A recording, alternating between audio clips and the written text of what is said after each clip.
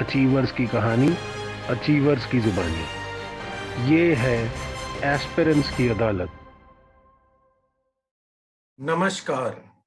Aspirants की अदालत में आप सबका स्वागत। इस कार्यक्रम में हर सप्ताह हम आपके लिए लाएंगे एक ऐसी हस्ती जिसने कड़ी मेहनत करी और कड़ी मेहनत करने के बाद कामयाबी पाई। हमारा उद्देश्य है एस्पिरेंट्स की मदद करना और उन्हें जागरूक करना और साथ के साथ कामयाबी की राह और तैयारी की असलियत आपके सामने लाना। तो आइए चलते हैं एस्पिरेंट्स की अदालत में। तो हमारे साथ आज हैं मोनिका सैनी जी, जिन्होंने अपनी श्रेणी में दूसरा स्थान प्राप्त किया है हाल ही में डिक्लेयर हुए पंजाब सिविल सर्विसेज के एग्जाम में। नमस्कार मैडम, आपका बहुत बहुत स्वागत। धन्यवाद, थैंक यू। आप एस्पिरेंट्स की अदालत में कटघरे में आए, सवालों का जवाब देके एस्पिरेंट्स का हेल्प करें। बहुत many congratulations first thing ma'am. Thank you sir, thank you so much. अच्छा, सो आज का पहला सवाल आपके लिए जी। Yes sir. आप 2017 से मैडम तैयारी कर रहे हैं। Yes sir. 2021 में जाके आपने बहुत ही अच्छा एग्जाम दूसरे रैंक के साथ पास किया है। तो वो यस। चंद गलतियां हैं, अगर आपको रिवाइंड में जाने का मौका मिले, वो क्या चंद गलतियां जो आप दोहराना नहीं चाहेंगे और एस्पिरेंट्स को भी कहेंगे कि ना करें? सर सबसे पहले तो मैं ये बोलूँगी इसमें कि सिलेबस कवरेज के उसमें हम लगे रहते हैं कि ज़्यादा से ज़्यादा पढ़ लें, इधर से भी मटेरियल मिल जाए, उधर से भी मटेरियल मिल जाए, उसको कंसोलिडेट कर नहीं पाते हैं और साथ साथ उसका आउटपुट देखने के लिए एमसीक्यू प्रैक्टिस नहीं कर पाते हैं। सो आई वुड रिकमेंड कि जो हमारा मटेरियल सोर्स है हम उनको थोड़ा कन्फाइंड रखें, जितना भी हमारा कवरेज पूरा हो सके, लेकिन उस चीज को टाइम टू टाइम रिवाइज करते रहे और उस पर्टिकुलर टॉपिक जो हम पढ़ रहे हैं साथ साथ उसके एमसीक्यूज भी अटेम्प्ट करें, ताकि हमारे सेल्फ असेसमेंट भी साथ साथ होती रहे कि अगर हमने कोई टॉपिक पढ़ा है तो वो हमारा आंसर जब हम उसके एमसीक्यू सॉल्व कर रहे हैं तो वो कर पा रहे हैं या नहीं। और सर दूसरा जो स्पेसिफिकली पंजाब पीसीएस के लिए थोड़ा रहता है कि सी सैट इसमें क्वालिफाइंग नहीं है इन द प्रिलिमिनरी एग्जामिनेशन। सो हाँ जी। यूजुअली क्या होता है, हम उसको इग्नोर करके चलते हैं कि चलो जब नोटिफिकेशन आएगी तो वी हाँ विल जी। हैव अबाउट 2 months और वट एवर टाइम, तो उसमें हम उसको कवर कर लेंगे। बट यूजुअली क्या होता है कि students, there are different students जिनका, मेरा पर्टिकुलरली खुद का सी सेट वीक था क्वांटिटेटिव एप्टीट्यूड एंड रीजनिंग हाँ में। जी। सो फर्स्ट टाइम जब व्हेन आई अपेयर्ड तो मैंने भी ऐसा ही किया कि चलो जब नोटिफिकेशन आएगी तो फिर सी सेट करेंगे। सो जी जी। इवेंचुअली दैट द वन जिसने की वजह से मैं फर्स्ट टाइम नहीं कर पाई। सो आई वुड रिकमेंड कि सी सेट को हम वीकली बेसिस पे कर लें या ऑल्टरनेटिवली कर लें, बट उसको टोटली इग्नोर ना करें। लाइटली बिल्कुल मत लें। Yes sir, yes. अच्छा, ठीक है मैम, प्रैक्टिस की बहुत अच्छी बात कही है। ये एस्पिरेंट्स को हम सालों से कह रहे हैं, प्लीज प्रैक्टिस करो, प्रीलिम तो है ही। यस। चलो, सो सेकंड क्वेश्चन मैम, ये एग्जाम एक तरह से एक journey होता है। ये कल्ला एक एग्जाम तो है नहीं कि पास कर लिया। सो एक हाँ तरह जी। एक डेस्टिनेशन की तरफ जाने को जर्नी होती है ये। सो आपकी जर्नी यस। में कुछ पल ऐसे अप्स एंड डाउन्स रहे होंगे, लोग डिप्रेशन यस। चले जाते हैं, रोना धोना पड़ता है, सोसाइटी लाइफ में थोड़ी प्रॉब्लम आ जाती है कई बार। So what are yes sir. Ups and downs in your own preparation journey ma'am? Sir इसमें like there are days when we feel very high and very energetic and motivated, and उस time पे ऐसा होता है, like I personally used the library also. तो सुबह से शाम तक वी आर देयर, शाम शाम को थोड़ा चलो टी ब्रेक भी ली एंड ऑल दैट, एंड दिन के बहुत अच्छा स्केड्यूल रहता है। बट आफ्टर 5-7 days और 8 days जब एक रूटीन स्ट्रिक्टली फॉलो हो जाता था तो कभी बीच में फिर लो फील होने लग जाता है। एंड जैसे ही वो ब्रेक हो जाता है, बीच में 1-2 दिन का हमारा टूट गया वो रूटीन, तो फिर हमें उसको दोबारा से उभरना उस चीज से, वो बहुत एक इनर्शिया फील होता है time at times. Then it is always कि पेपर कब होगा। अब जैसे पेंडेमिक में डिलेस बहुत हो रहे हैं, सो उस टाइम पे eventually last year when the notification was out, it was the time of pandemic only, and no one was expecting that at this particular time the notification would be out. So we have to at least balance the things. Like we can be like taking out time, frequently we can take a little time from Sundays or whenever we feel exhausted. So उस चीज को भी साथ में tackle करना है. And दूसरा क्या होता है कि जब हम अच्छा नहीं परफॉर्म कर पाते हैं, अगर मान लो हम कोई टेस्ट सीरीज ले रहे हैं, उसमें अच्छा नहीं परफॉर्म कर रहा है, तो खुद को ये समझ लेना कि मुझसे तो नहीं हो रहा है, मैं नहीं कर पाऊंगा, मेरा काउंटर पार्ट मुझसे इतना आगे है या ये है, उस चीज में नहीं जाना है. खुद की इम्प्रूवमेंट पे फोकस करना है, because every individual is different. So खुद की स्ट्रेंथ और खुद की वीकनेस को रियलाइज करके मूव करना चाहिए. एंड दूसरा ये होता है sir, I believe that if we are focused, we are working hard with determination, so जो आसपास हमारे लोग हैं, सोसाइटल पर्सपेक्टिव्स क्या हैं, और वो उन चीजों को हमें थोड़ा फिल्टर्ड ही रखना चाहिए. जो सुनना है अपने काम की बात है उसको सुने, बाकी सब we should be ignoring. And the thing is, whenever you feel low, spend time with family, with parents. They have been, for me personally, they have been my greatest strength, and that I would recommend. ये हर topper ma'am generally सुलझी हुई बात करता है कि family से ध्यान दो, अर्जुन की आंख पे ध्यान दो. लोग फिर भी नहीं समझ पाते, बातों में इधर उधर रह जाते हैं. बट चलो, आपके कहने से शायद बिकॉज आप we are hearing it from the horse's mouth, so probably और एस्पिरेंट्स को हेल्प मिलेगी. So ma'am next question from the public generally is, source list जो आपने पीडीएफ ऑलरेडी शेयर कर दी है, सो उन सोर्सेज में अगर आपको लगता है कि कोई ना कोई खास जो जनरली एस्पिरेंट्स मिस कर जाते हैं, तो उसको आप थोड़ा सा इलेबोरेट कर दें, थोड़ा हेल्प मिलेगी. सर जैसे मुझे लगता है कि जनरल साइंस एंड टेक्नोलॉजी का जो पोर्शन है वो थोड़ा सा एक ऐसा पोर्शन है जो डायनेमिक एंड करंट बेस पे चलता है. तो जनरल साइंस की हम एनसीईआरटीज फॉलो करें, क्योंकि ये हमारा कॉन्सेप्चुअल बेस क्लियर करती है. Like people are from different background, तो जो कॉमर्स से हैं या जो इंजीनियरिंग से हैं, मे बी उन्होंने वो बेसिक्स कॉन्सेप्ट्स जो हैं वो नहीं क्लियर होते, अब तक आते आते इतना नहीं माइंड में रहता. तो उस पोर्शन को इग्नोर ना करें, साइंस एंड टेक्नोलॉजी कॉम्पोनेंट को भी.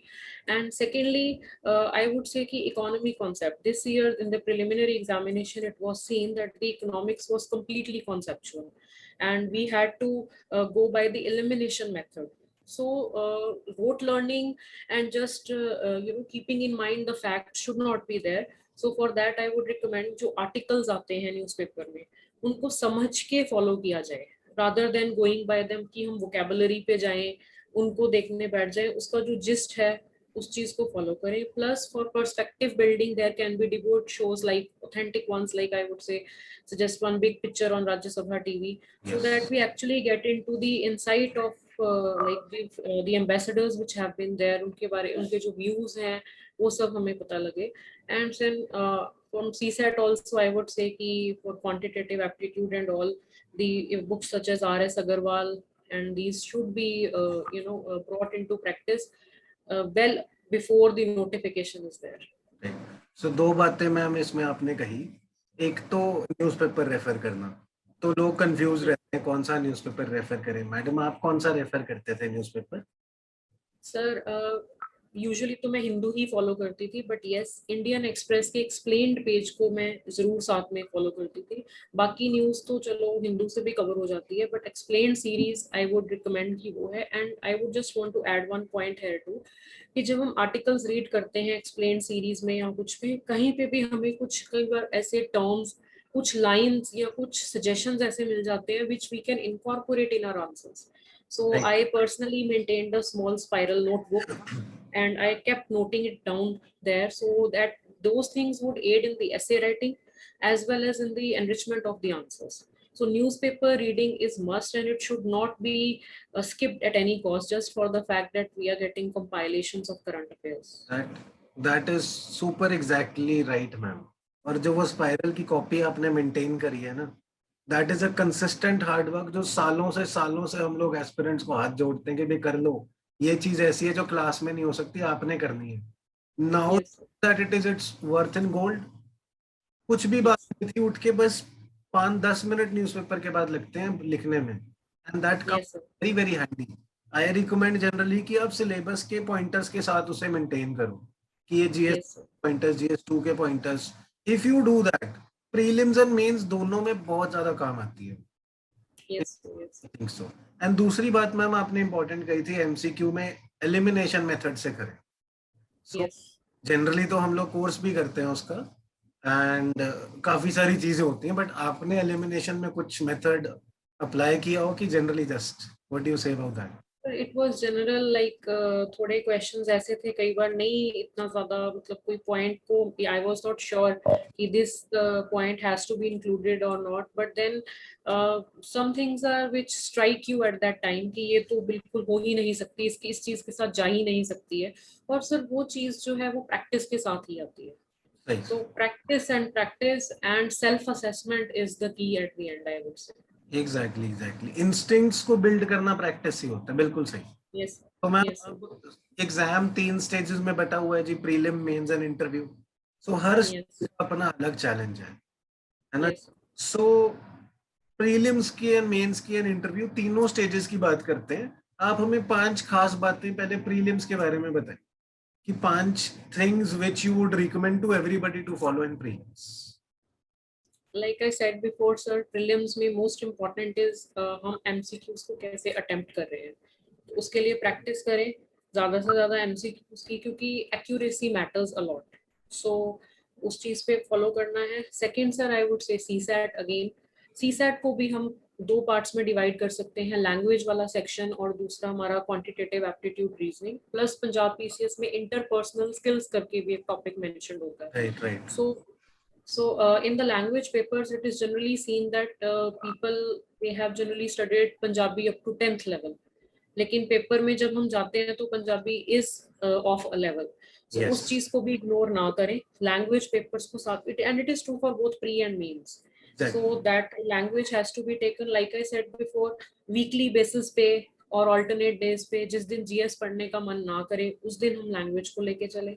फिर जो दूसरा पोर्शन है CSAT का, उसके लिए practice test we should be doing, like data interpretation questions ho gaye and all. This time in the preliminary exam, the CSAT paper was not tough, but it was lengthy.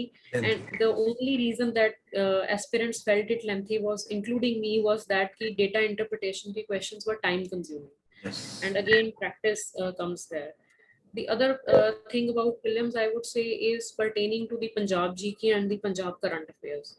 Usually what happens, it is seen that we are not following the state specific current affairs or something, but there can be a website like punjab.gov.in that can be followed for the Punjab current.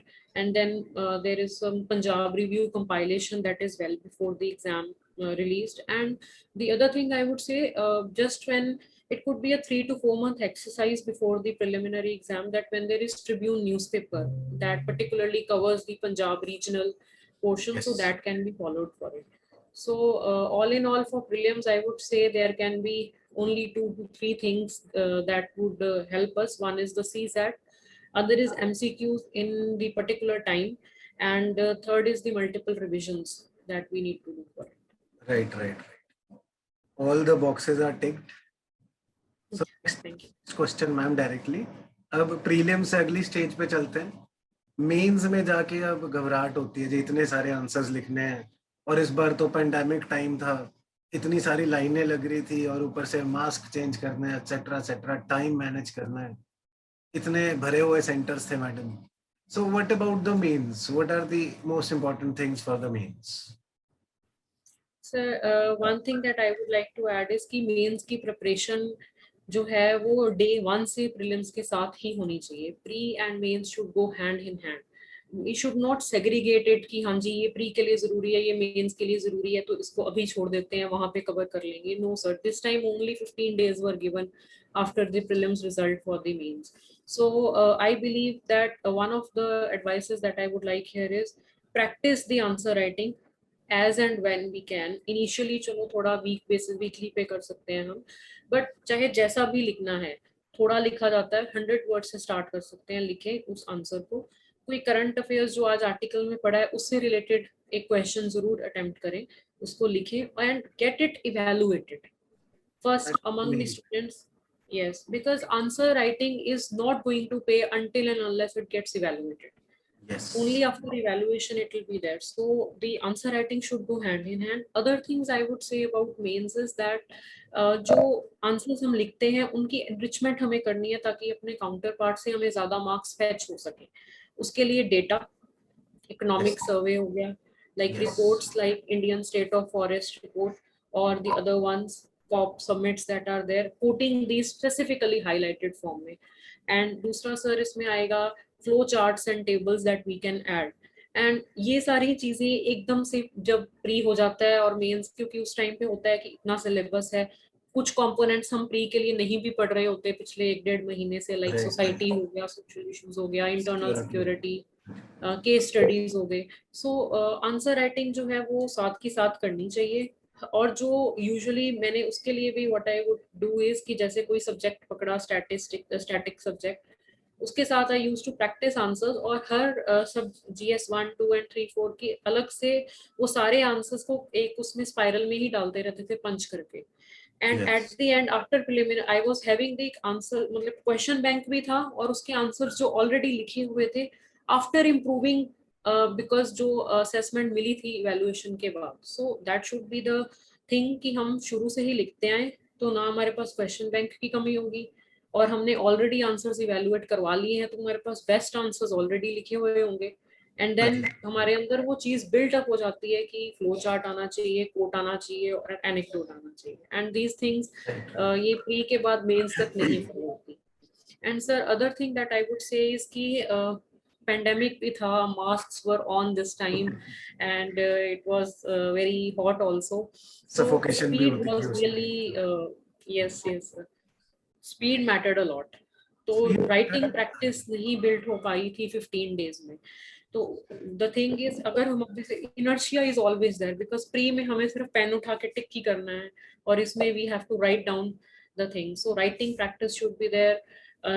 अगर थोड़ा hand writing में problem है तो उससे जब हम लिखेंगे तो हैंड राइटिंग भी अपने आप फॉलो होती रहेगी, कंटेंट एनरिचमेंट भी होती रहेगी. So these are the things I would say for mains. Right. तो answer key and answer banks maintain करना क्वेश्चन बैंक के साथ प्रैक्टिस कर, this is the key point. This is very and this should be done by everybody, right. तो इसके बाद अगली stage जी, personally जाना है, इंटरव्यू देना है, वहां भी मास्क पहन के जाना है और तो फेस करना है. तो उसके बारे में भी throw some light upon that. Sir and what would you want to do? हाँ जी. सर इंटरव्यू में ऐसा है कि 2-3 चीजें जो इंटरव्यू के लिए बहुत जरूरी है. सबसे पहले तो आई कांटेक्ट बिल्ड करना with the panel members.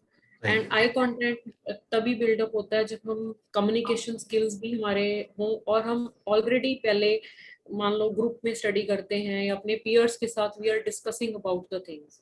Second is brief में अपने पॉइंट को रखना आगे. We cannot build the stories and beat about the bush there, and what they are asking वो ना बोले और इधर उधर करें. And so body language, particularly the eye contact, the communication skills. And दूसरा sir I would like to mention here कि there is no boundary कि English में interview देंगे तो नंबर ज्यादा आएंगे, Right. English में दें चाहे पंजाबी में दें, it should be the true personality of the person is revealed there. And believe me sir, nobody can be fooled them. The original personality of the individual आ ही जाती है वहाँ पे. Definitely. So one should, yes sir, one should not try to mimic any other person or just try to be too much like I am the best and perfect in all. Nobody is perfect, but honestly जो लगता है वो बोलना चाहिए. And eye contact should be built, addressing all the members. If there are 9 members in the panel, giving attention to each member so that it is seen that we are attentive. Yes. And then sir I would say कि whatever we are saying, अगर हमें किसी question का answer नहीं आता है, we are not sure about it, then we must humbly say that sorry sir, I will check upon it. Right now I am not able to answer it. So we should be honest in whatever we speak, and whatever our conduct would be there. Since the time you are speaking, I am just feeling कि शायद aspirants ध्यान से सुने. एक चीज is worth its weight in gold. What you are saying, these cannot be learned without experience, and you're sharing your experience, you're helping a lot. Trust me, if somebody listens to this and follows this, यही है जी तैयारी, और तो कुछ है नहीं. Now you can say that, right? So Yes, sir. एक जरूरी सवाल जो पेंडेमिक में बन जाता मैम कि ऐसे तो डेली रूटीन वैसे ही पूछते हैं टॉपर्स का, बट पेंडेमिक में हेल्थ को भी मैनेज करना है. कभी कभी नॉर्मल चीजें लेना भी मुश्किल हो जाता था, दूध नहीं मिल रहा, पानी नहीं मिल रहा. तो इस ड्यूरिंग आपने पढ़ाई भी करनी और अचीव भी करा. So what was your daily routine and how did you maintain a healthy body which could carry a healthy mind? Yes, sir. I am a person, I would say, early to bed and early to rise. So my day would usually start at 5 a.m. in the morning, and I would begin it with yoga and some breathing exercises. And that would actually energize me, because usually in the pandemic se pehle we would go to libraries and there was an environment and everything that was available. But this time in during the pandemic, we were at home, and at home we have to study in a room that is there. So morning may, if we do some physical exercise for even 20-25 minutes, that would be fine.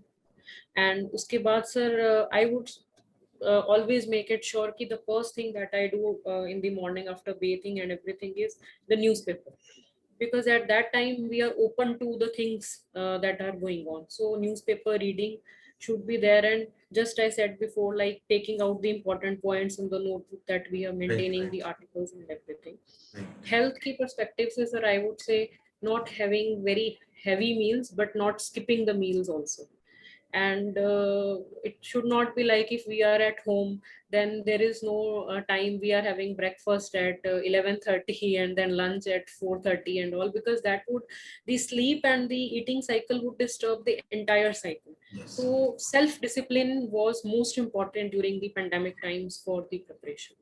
And having keeping oneself hydrated, taking in fruits and vitamins, everything. And the other thing I would say everybody would follow is not eat out or order or that, because it could be a source of contamination.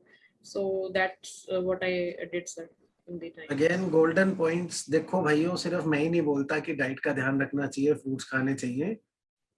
Aspirant को successful होने के लिए, मोनिका सैनी की तरह second rank लाने के लिए पेट का ध्यान रखना पड़ता है. We have to believe, one here, one over here. If this isn't healthy, this can't be healthy, right? So is now she's saying it. I hope you all learn from her at least now, right? So ma'am mains के सवालों में एक चीज रह गई थी, एस्से और language के पेपर्स. सो एस्से का पेपर बहुत ज्यादा मार्क्स हैवी रहता है, एंड प्रैक्टिस के बाद भी कई बार एस्से में लोग घबराते हैं कि नहीं मेरा एस्से नहीं होगा. So what do you say about these two things, essay and language papers? Sir, talking about the essay paper first, I would से कि हमें एक रूटीन अपने में ये चीज लेके आनी चाहिए कि संडे टू संडे हम ऐसे लिखें, चाहे पहले एक पेज से शुरुआत करें.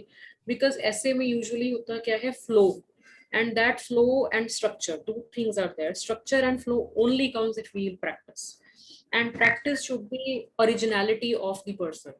We cannot copy and paste here. So, and that originality comes with practice, plus the newspaper reading, the articles that we read. From there we get into the keywords also, vocabulary also, and how we have to write down कि हमें ऐसा ना लगे कहीं पे कि abruptly paragraph change हो रहा है and all these things are going on. Second, sir, I would say the essay should be multi-dimensional. It should be covering all the aspects. Like we can only cover the any topic from the perspective of our syllabus only. If it has some historical background, if some geographical connotation is related to it, what could be its societal implications, what are its political, if some constitutional or the non-constitutional wordings about it, then what is the international thing about it, what are the economic issues associated with it. So multi-dimensional essays should be there, which could fetch more marks, plus the originality and the flow that comes only with practice, and with practice plus the evaluation. And I would say self-evaluation number one, and second would be the teacher's evaluation. So after I personally took about 10 to 12 topics that were that had been previously asked in UPSC or other state PSCs, or the ones at that time जो ज़्यादा important थे, like COVID इस बार था, so it was quite there कि इस पे तो आएगा ही आएगा. So उस चीज को लिख के हम उसको बनाए, and अगर structure हमारे पास already बना होगा, हमारे mind में set होगा, जो हमने खुद से बनाया है, copy paste नहीं किया है, वहाँ पे definitely it will be reflected. Right. And the language papers are, Language में Punjabi, the class 10th grammar book usually is followed. It can be Punjab board or CBSE. And for the English also, there can be the grammar book. Renan Martin is usually talked about. And the other thing I would say, sir, कि अगर हमें reading की habit है और हम language तो अपने आप हमारे अंदर बिल्ट हो जाती है, बस उसको लिखना नहीं है, हमने हम लिखते नहीं है और हमारे अंदर इनर्शिया रहता है बहुत ज्यादा. सो जब लिखेंगे तो लैंग्वेज भी अपने आप इम्प्रूव अपॉन हो जाएगी. So this could be. हाँ जी, ठीक है. सो लैंग्वेजेस को इम्पोर्टेंस देना is very very necessary, is our message also, right. And essay को प्रूफ रीड, जैसे आपने सेल्फ इवैल्यूएशन कहा, उसको प्रूफ रीड भी कहा जा सकता है हमारी लैंग्वेज जो कहते हैं. सो ये बहुत ज्यादा जरूरी है जी. अगर आप ऐसे लिख के जस्ट पेपर में छोड़ आओगे तो नंबर नहीं मिलेंगे. If you have practised, if you know what is the problem with me, where I can improve, only then you will get marks, right. So now हमारे दो सबसे जरूरी सवाल जी, जो जनता बहुत ज्यादा जानना चाहती है कि देखो रैंक्स आ रहे हैं, हर कोई क्लेम कर लेता है पहला रैंक मेरा भी है, पहला रैंक मेरा भी है.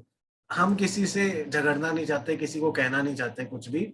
हम जस्ट एक फ्रेश एस्पिरेंट की नजर से आपसे जानना चाहते हैं कि years of experience, now having a rank, there are an number of coachings, भरी पड़ी है जी कोचिंग्स ही कोचिंग्स. सो एक कोचिंग या कोई भी सोर्स को बेस्ट तरीके में यूटिलाइज करने के लिए क्या पैरामीटर्स हो सकते हैं, या एक फ्रेश एस्पिरेंट कैसे एक कोचिंग को जज या यूटिलाइज करे? Sir, first I would like to say कि जो coaching है, that is not the core of our preparation. It can aid in our preparation, it can be supplementary to our preparation, but it is not the core of our preparation. Because the materials can be provided to us. We can be overloaded with the material, I would say. Till we sit in the exam, till we write down the mains paper, up till the morning of that, we will be overloaded with the material. But it is up to us whether we are able to filter it, that it is from the examination point of view, इसमें से कौन से points हैं जो मुझे worth है वहाँ पे लिख के आने के लिए, और किन points से जो है मुझे इतना fetch नहीं होंगे marks. Second thing sir I would say is कि जो भी हम चीज को study करते हैं उसको हम अगर बहुत possible way में हो सके तो what I used to do was I used to prepare my own notes.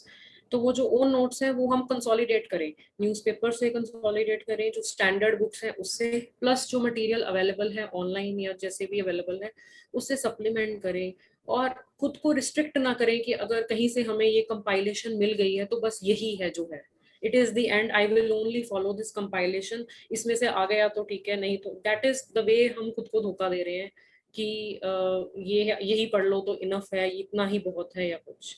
तो that should not be the case. And एक टाइम पे हम गो थ्रू कर सकते हैं मटेरियल को, लेकिन उसमें से निकालना कि मेरे लिए क्या सही है, ये चीज मुझे ऑलरेडी पता है या कुछ, उस चीज को हमें खुद आना चाहिए.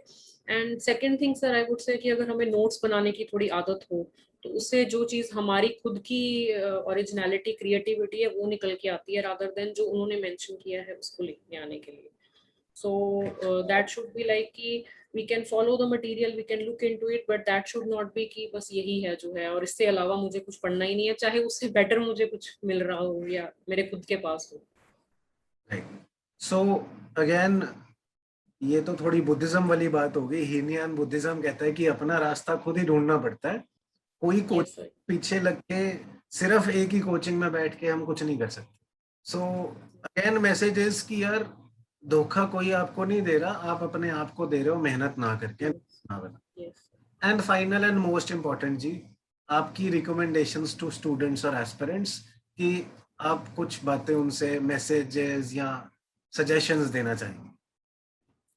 सर सजेशंस में आई वुड फर्स्ट से कि सबसे पहले तो the day we start the preparation we should be truthful to ourself कि I am ready to work hard consistently with determination.